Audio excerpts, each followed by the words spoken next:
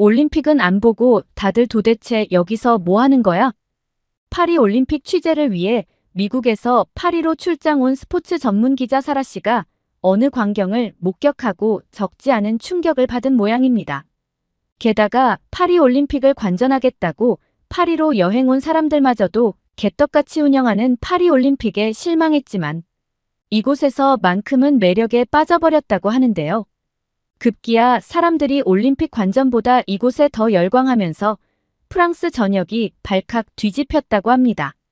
도대체 파리에서 무슨 일이 벌어지고 있는 걸까요? 지금 그 사연을 바로 시작합니다. 잠깐 영상 시청 전에 좋아요 한 번씩 눌러주시면 감사하겠습니다. 안녕하세요. 여러분, 저는 미국 뉴욕에서 스포츠 전문 기자로 일하고 있는 사라 윌슨이라고 합니다. 저는 지금 프랑스 파리에서 뜨거운 올림픽 현장을 취재하고 있습니다. 저로서는 이번 파리 올림픽이 처음으로 경험하는 올림픽 취재예요. 어릴 때부터 저는 스포츠에 푹 빠져 있었어요. 학교에서 열리는 스포츠 이벤트는 물론 올림픽도 빼놓지 않고 챙겨봤어요. 그때마다 선수들이 어떻게 준비하고 어떤 마음으로 경기에 임하는지 궁금해서 경기 후에 그들의 인터뷰도 놓치지 않고 모두 다 보았답니다. 그 모습을 보면서 언젠간 나도 저 선수들을 인터뷰해보고 싶다는 생각을 하곤 했어요. 그때부터였을 거예요. 스포츠의 매력과 그 안에 담긴 이야기들을 사람들에게 전하고 싶다는 꿈을 꾸기 시작한 것이 말이죠. 대학에서는 스포츠 저널리즘을 전공했고 졸업 후에는 뉴욕에서 스포츠 기자로 일하게 됐어요. 뉴욕은 정말 다양한 스포츠 이벤트가 열리는 곳이라 메이저 리그부터 NBA, NFL까지 매일 현장에서 뛰면서 많은 걸 배웠죠. 그 열기와 감동을 생생하게 전하는 일이 저한테는 정말 큰 의미였어요. 그러던 중에 첫 올림픽 취재 기회가 저한테 주어진 거예요. 바로 파리 올림픽이죠. 새내기 기자로서 이렇게 큰 이벤트를 맡게 되다니 저의 오랜 꿈이 드디어 현실이 됐다는 게 정말 믿기지가 않았습니다. 사실 혼자라면 너무 부담스러웠겠지만 다행히도 올림픽과 세계선수권 대회를 수차례 취재해본 베테랑 선배 기자들과 함께라서 든든했어요. 그분들이 있기에 부족한 부분이 많아도 의지가 되고 큰 힘이 됐죠. 파리로 가는 비행기 안에서 설렘과 긴장이 교차했지만 제가 좋아하는 일을 한다는 생각에 가슴이 벅찼어요. 파리에 도착하자마자 도시의 화려한 풍경과 올림픽 열기에 압도됐지만 동시에 제가 여기서 해야 할 일들이 떠올랐어요. 스포츠를 통해 사람들을 연결하고 그 감동적인 순간들을 전하는 것, 그게 제가 뉴욕에서 시작해 여기까지 오게 된 이유니까요. 그런데 막상 현장에 도착하니 제가 상상했던 것과는 조금 다르더라고요. 첫 올림픽 취재라 그런지 모든 게 너무 부산스럽고 정신없게 느껴졌습니다. 저는 모든 올림픽이 이렇게 혼란스러운 건가 하고 생각했어요. 그런데 저와 함께 한 조를 이룬 베테랑 선배 기자님은 파리의 모습을 보자마자 깊은 한숨을 쉬셨습니다. 그 선배님은 이미 파리 올림픽이 개막되기 전부터 여러 번 문제점을 지적하는 기사를 써오신 분이었죠. 그래서인지 현장을 보자마자 자신의 슬픈 예감은 틀린 적이 없다고 하시면서 역시나 예상대로 이번 파리 올림픽은 쉽지 않겠군이라고 말씀하셨습니다. 그 순간 제가 느꼈던 혼란스러움이 단순한 초보의 착각이 아니라 실제로 이번 파리 올림픽에 대한 준비가 부족했음을 깨달았어요. 들뜬 축제 분위기의 이면에는 어딘가 긴장감이 감도는 듯 했습니다. 그렇게 전 선배 기자와 펜싱 경기를 취재하기 위해 그랑팔레 경기장으로 가야 했어요. 원래 올림픽 조직위원회에서는 기자들을 위해 공식 셔틀버스를 운영하고 있어요. 기자들은 미디어 패스를 통해 이 셔틀버스를 편리하게 이용할 수 있죠.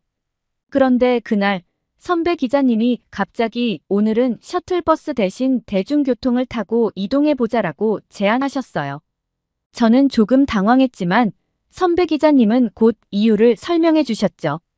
올림픽 경기장의 모습만 보는 게 아니라 경기장 바깥의 모습도 눈여겨봐야 한다면서 파리에서 올림픽이 열리는 동안 이 도시가 어떻게 변하고 실제로 어떤 일이 벌어지고 있는지 함께 담아야 한다고 하셨어요. 한쪽 면만 보고 쓰는 기사는 그저 반쪽짜리 기사에 불과하다고 하시며 경기장 안팎의 다양한 모습들을 모두 담아야 진정한 기사가 된다고 강조하셨죠. 그 말을 듣고 저는 파리올림픽에 대한 시각이 넓어지는 느낌을 받았어요. 선배님의 조언 덕분에 단순히 경기 결과만이 아니라 파리라는 도시가 어떻게 올림픽을 맞이하고 있는지, 사람들은 어떤 반응을 보이는지를 더 깊이 이해하게 됐죠. 그렇게 선배 기자와 저는 택시를 타고 그랑팔레 경기장으로 이동하기로 했어요. 택시에 오르자마자 저는 파리의 아름다운 풍경에 넋을 잃고 말았죠. 그 풍경은 한 폭의 그림 같았어요.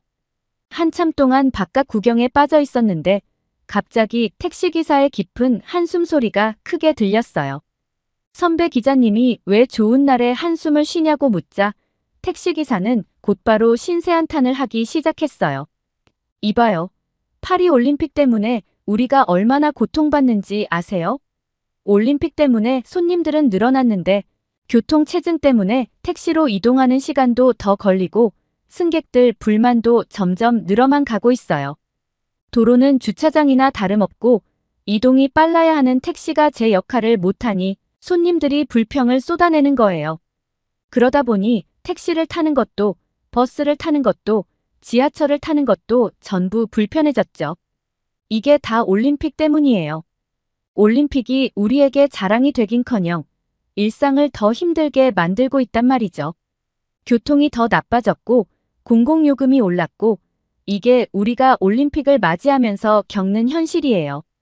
게다가 택시기사님이 덧붙이시길 올림픽 때문에 도로 곳곳에서 공사가 진행되고 도로 통제가 너무 심했다고 했어요. 그 영향으로 택시 운전하는 분들 생업에도 큰 타격이 있었다고 합니다. 도로가 막히고 통제되는 구간이 많다 보니 택시를 몰 수 있는 시간도 줄어들고 이동이 어려워지니까 손님들도 점점 줄어든 거죠. 게다가 많은 파리 시민들이 올림픽 기간 동안 불편함을 도저히 견딜 수 없다며 외곽 지방으로 피신을 갔다고 하시더군요. 그러다 보니 올림픽 준비 기간에 수입이 거의 없었던 시기도 있었다고 하시더라고요. 기사님은 파리 올림픽이 도시를 빛나게 할 거라고 기대했지만 오히려 생계를 위협하는 일이 되었다며 씁쓸해하셨어요. 기사님의 이야기를 들으면서 저는 깊은 생각에 빠졌습니다. 올림픽이라는 거대한 이벤트를 떠올릴 때마다 화려한 축제 분위기와 전 세계가 주목하는 경기를 먼저 생각했었죠. 하지만 그 이면에는 많은 시민들이 일상과 생업에 큰 영향을 받고 있다는 사실은 전혀 몰랐어요. 씁쓸한 마음을 가지고 저희는 그랑팔레 경기장에 도착했어요. 입구에 다다랐을 때 그랑팔레의 어마어마한 크기와 웅장함이 저를 압도했습니다. 이 건물이 이렇게 오래된 역사를 가지고 있다는 것도 대단한데 이제는 세계 최고의 펜싱 선수들이 경기를 펼치는 곳이 됐다는 사실이 정말 놀라웠어요. 특히 유리돔 아래 펼쳐진 경기장은 정말 멋졌습니다. 빛이 반사되어 만들어내는 분위기 덕분에 그 자체로 하나의 예술 작품을 보는 느낌이었죠. 그날은 프랑스와 한국의 펜싱 남자단체 준결승전이 있던 날이었습니다. 미국의 경기가 아닌 한국 경기를 왜 취재하는지 궁금해하실 수도 있습니다. 하지만 요즘 미국에서도 한국에 대한 관심이 매우 높아지고 있어요. 특히 올림픽 개막 전부터 한국 선수들의 경기 소식을 다뤄달라는 시청자들의 요청이 많았습니다. 그래서 저희도 한국 경기에 대한 취재를 함께 진행하고 있어요. 미국의 많은 시청자들이 한국 선수들의 활약을 주목하고 있고 그에 대한 관심이 갈수록 커지고 있거든요. 특히 이번 파리 올림픽에서 한국의 첫 금메달을 딴 오상욱 선수는 미국에서도 인기가 정말 많아요. 키가 크고 잘생겼다면서 저의 미국 친구들조차 제게 오상욱 선수를 실제로 보았냐면서 메시지를 많이 보내더라고요. 실물 후기가 궁금하다면서 말이죠. 그런데 저도 오상욱 선수를 실제로 보고 정말 놀랬어요. 스포츠 선수가 아니라 영화 배우를 해야 할 것 같은 외모였거든요. 게다가 사브르 개인전에서 정말 멋진 모습을 보여준 선수잖아요. 오상욱 선수는 펜싱 경기에서 단순히 기술만 뛰어난 것이 아니었어요. 그는 펜싱의 본질, 즉 매너와 예의를 완벽하게 갖춘 스포츠맨다운 경기를 보여주었습니다. 경기가 진행되는 중에 상대편 선수가 불의의 실수로 넘어졌을 때 오상욱 선수는 망설임 없이 손을 내밀어 그 선수를 일으켜 세웠어요. 그 순간 관중들은 놀라움과 감탄을 금치 못했죠. 이런 모습을 보면서 저는 진정한 스포츠인이란 무엇인지 다시금 생각하게 되었어요. 승리만을 쫓는 것이 아니라 경기 속에서 상대방에 대한 존중과 예의를 지키는 것이야말로 스포츠의 진정한 가치가 아닐까 싶었죠. 오상욱 선수의 이러한 행동은 단순히 경기의 한 장면을 넘어 스포츠 정신이 무엇인지 잘 보여준 사례였고, 그렇게 오상욱 선수를 기억하고 있었기에 프랑스와 한국의 펜싱 남자단체 준결승전에서도 저도 모르게 한국을 마음속으로 응원했습니다. 그런데 그 준결승전에서 저는 비매너의 끝을 보게 되었어요. 사실 준결승에서 대한민국이 프랑스와 맞붙었을 때 경기장 분위기는 정말 압도적이었습니다. 경기장 안에 가득 찬 9,000명의 프랑스 홈팬들은 일방적인 응원을 넘어 야유까지 보내며 대한민국 선수들을 압박했죠. 솔직히 말해 그런 매너 없는 행동을 보며 얼굴이 화끈거릴 정도로 민망했어요. 프랑스 관중이 더 많으니 응원 소리가 클 수밖에 없다는 건 이해하지만 야유는 좀 지나치지 않나 싶었어요. 그럼에도 대한민국 대표팀은 그 야유 속에서도 굴하지 않고 오히려 기세를 올리며 경기를 밀어붙이더라고요. 경기를 보면서 저는 초반부터 한국이 정말 대단하다고 생각했어요. 게다가 그들의 팀플레이는 정말 환상적이었죠. 한 명이 힘들어하면 다른 선수가 바로 나서서 부담을 덜어주는 모습이 인상적이었습니다. 특히 결승전에서는 도경동 선수의 활약은 정말 눈부셨습니다. 갑작스러운 투입에도 불구하고 올림픽 결승이라는 엄청난 압박 속에서 놀라운 경기력을 발휘했어요. 외국 선수지만 그 순간만큼은 정말 혀를 내두를 정도로 감탄했습니다. 긴장감을 이겨내고 자신에게 주어진 순간에 최고의 실력을 보여주는 그의 정신력에 깊은 인상을 받았습니다. 한편 프랑스 관중들의 매너에 대해서는 정말 실망스러웠습니다. 관중이나 선수 모두에게서 그런 비매너를 볼 줄은 몰랐어요. 프랑스 선수들이 한국 선수들에게 밀리자 9,000명이 넘는 관중들이 굉장히 흥분하기 시작했고 급기야 한국 선수들에게 야유를 보내기 시작하더라고요. 아마도 상대 선수들의 집중력을 흐트러뜨리려는 의도가 아니었을까 싶습니다. 프랑스 선수들 역시 경기가 진행되는 동안 심판의 판정에 강하게 반발했기 때문에 관중들의 반응이 더 과열된 것 같아요. 프랑스 선수들은 경기 내내 심판의 결정에 대해 거칠게 불만을 표현했습니다. 심판에게 강하게 항의하거나 손짓으로 심판을 불러 항해 타임을 가질 때도 감정을 격하게 드러내더군요. 경기가 끝난 후에도 심판을 향해 손가락질을 하는 등 매너 없는 행동들이 이어져 눈살을 찌푸리게 했어요. 아이러니하게도 이런 비매너적인 행동들이 펜싱 경기에서 나왔다는 사실이 참 이해하기 어려웠습니다. 펜싱이라는 스포츠는 예의와 존중을 중시하는 말 그대로 매너의 경기라고 할 수 있는 스포츠가 아니었나요? 펜싱은 역사적으로 상대방에 대한 존중과 스포츠맨십을 강조해온 종목인데 그런 경기에선 보기 힘든 모습들이 펼쳐지다니 정말 놀라웠습니다. 그리고 이번 일을 통해 프랑스라는 나라에 대해 다시 생각해보게 되었습니다. 올림픽을 개최하는 나라에서 홈 경기라고 해서 다른 나라의 선수들에게 야유를 보내는 모습은 정말 실망스러웠습니다. 올림픽이라는 무대는 전 세계가 주목하는 국제적인 행사인데 이런 비매너적인 행동을 목격하게 되니 과연 누가 앞으로 파리에서 국제 경기를 치르고 싶어 할지 의문이 들더군요. 특히 올림픽과 같은 대회는 전 세계의 선수들과 팬들이 모여 스포츠를 통해 우정을 쌓고 평화를 나누는 자리입니다. 그런데 이러한 자리에서 프랑스 관중들이 보여준 행동은 그런 올림픽 정신에 어긋나는 모습이었죠. 경기는 실력으로 말하는 법인데 프랑스 관중들과 선수들은 그것을 간과한 것 같았어요. 프랑스 팀이 심판에게 아무리 강하게 항의해도 한국 팀의 우수한 실력 앞에서는 그저 헛된 외침에 불과했죠. 결국 한국이 펜싱 남자 단체전에서도 금메달을 따게 되었잖아요. 아무리 심판에게 항의해봐도 압도적인 실력 차이는 그 누구도 넘볼 수 없는 법입니다.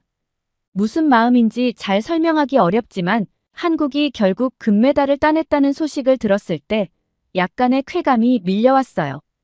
경기 내내 프랑스 관중들의 비매너적인 행동과 야유를 견디며 끝까지 최선을 다한 한국 선수들이 승리했다는 사실이 정말 통쾌하게 느껴졌던 거죠. 그렇게 저는 파리에서 올림픽의 열기를 취재하며 지내던 중 하루는 선배 기자님과 함께 파리 도심에 있는 식당을 방문하게 되었어요. 프랑스 요리를 맛볼 수 있다는 생각에 설레는 마음으로 들어섰죠. 그러나 그 설렘은 메뉴판을 보는 순간 1차로 깨졌습니다. 가격이 터무니없이 비싸더군요. 그래도 프랑스 요리니까 값어치가 있겠지 하고 기대하며 주문했는데 음식을 맛보는 순간 2차로 놀라고 말았어요. 그 높은 가격에 비해 맛은 너무나도 실망스러웠거든요. 음식을 한 입 먹어보자마자 그 맛이 얼마나 밍밍하고 무미건조한지 놀라움을 금치 못했습니다. 소스는 너무 묽고 고기는 제대로 양념이 되어 있지 않아서 맛이 전혀 살아나지 않았어요. 감자 요리는 너무 푸석해서 씹는 내내 입안이 불편했고 샐러드는 신선함이 전혀 느껴지지 않았죠. 이게 그 유명한 프랑스 요리라니 믿기지 않았어요. 사실 미국 음식도 그렇게 맛있다고 생각하진 않지만 이 순간만큼은 미국 피자가 머릿속에 떠오르더군요. 바삭한 크러스트에 진한 치즈가 듬뿍 얹어진 그 피자가 차라리 이보다 훨씬 나을 것 같다는 생각이 들었습니다. 평소라면 그리 대단하게 생각하지 않았을 미국 피자가 그렇게 간절하게 떠오른 적은 처음이었어요. 선배 기자님도 역시 그 음식이 맛이 없다고 하시더군요. 한동안 아무 말 없이 식사를 하시다가 결국 참지 못하고 이건 정말 실망스럽다며 웃으셨어요. 그러면서 내일은 정말 맛있는 음식을 먹게 해줄 테니 아침 일찍 만나자고 하셨습니다. 솔직히 말해 프랑스 요리에 대한 기대는 이제 더 이상 생기지 않았어요. 오늘의 경험이 너무 실망스러웠거든요. 게다가 선배 기자님이 아침 일찍부터 서둘러야 한다고 하시니 도대체 얼마나 맛있는 음식을 먹게 해주려는 걸까 싶더라고요. 내심 별로 내키지 않았지만 선배님의 말이라 따를 수밖에 없어서 그저 알겠습니다라고 대답할 수밖에 없었어요. 내일이 어떨지 반신반의하면서도 선배님을 따라가 보기로 했죠. 그리고 다음 날 아침 선배 기자님의 손에 이끌려 어딘가로 따라가게 되었어요. 그곳에 도착하자마자 제 입은 저절로 딱 벌어져 다물어지지 않았습니다. 꽤 이른 아침 시간이었음에도 불구하고 수많은 사람들이 줄을 서 있었거든요. 얼마나 좋은 곳이길래 이렇게 아침부터 사람들이 많이 몰려 있을까? 라는 생각에 더욱 궁금해졌어요. 특히 놀라웠던 점은 그 줄을 선 사람들이 단순히 서양인 뿐만 아니라 동양인을 비롯해 세계 각국에서 온 사람들로 가득했다는 것이었죠. 이런 다양한 사람들이 한 곳에 모여 있는 모습을 보니 이곳이 정말 특별한 장소라는 것을 직감할 수 있었습니다. 제 눈이 휘둥그레진 것을 보시더니 선배 기자님은 웃으며 내가 좋아할 줄 알았다고 하시더군요. 그러면서 코리아 하우스는 한국 문화를 주제로 한 다양한 전시와 이벤트가 열리는 곳인데 그 퀄리티가 다른 나라의 하우스들보다 훨씬 뛰어나다고 설명해 주셨어요.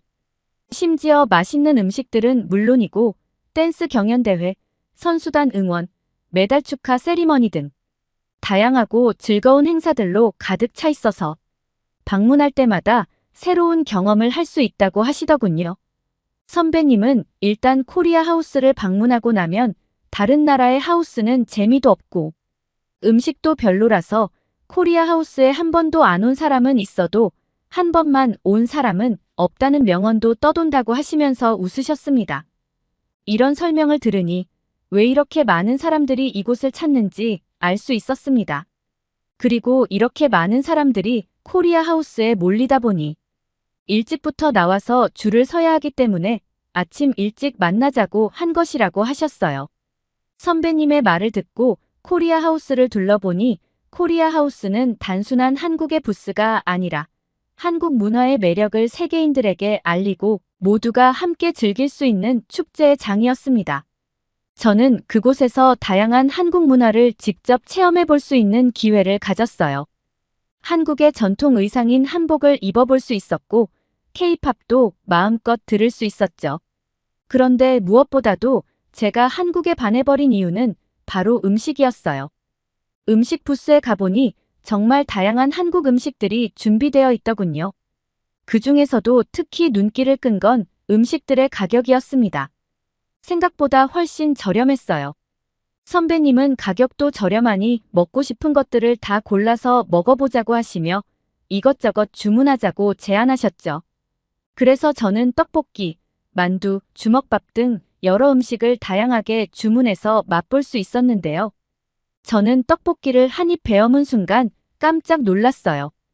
쫄깃한 떡이 매콤하고 달콤한 소스에 완벽히 배어 있더라고요. 맵긴 했어요. 그런데 단순히 매운맛만 느껴지는 것이 아니라 달콤한 맛도 느껴져서 그 맛이 계속해서 다음 한 입을 부르더군요. 그리고 만두를 한 입 베어 물었을 때 얇고 쫀득한 피 속에 가득 찬 고소한 고기와 신선한 김치가 어우러져 입안에서 풍부한 맛을 터뜨렸습니다.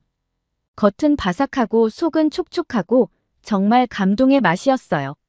그리고 만두를 떡볶이 국물에 찍어 먹으니 더 맛있더라고요. 그 순간 어제 먹은 비싸기만 했던 프랑스 요리가 생각나면서 어제 도대체 무슨 짓을 한 거지 싶어 약간 현타가 왔어요.